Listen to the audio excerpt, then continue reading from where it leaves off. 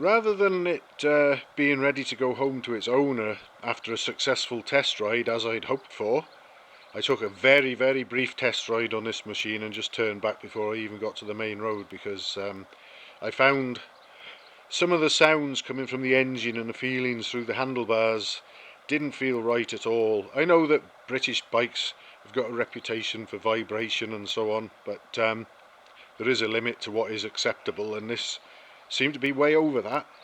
And I thought that my job was just going to be getting it running properly on the electronic ignition, which I did, and sorting out and balancing the carburetors, which I did.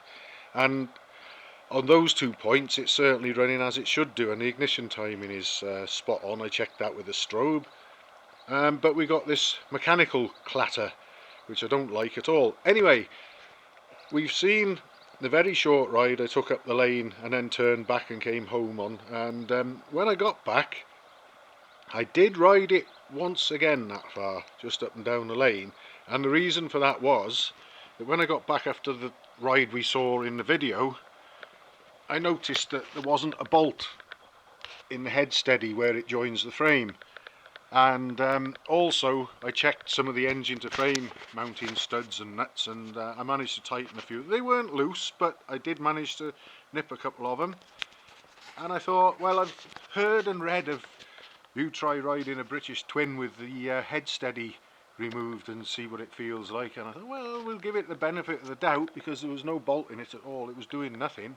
It might just clinch it and everything might be alright, but unfortunately it felt just the same. So I've got the bike on the bike lift now, and I may get criticised for this, I have done in the past, but I'm going to start the engine up and carefully warm it up. I'm not going to rev the nuts off it or anything, but I'm just going to sort of keep it a fast tick over and maybe blip the throttle and get it warmed through a bit. The plan being to start off with the more simple stuff. I mean, straight away what I'm going to do is just make sure that the primary chain tension is okay, although I don't think it'll be that clattering and banging somehow.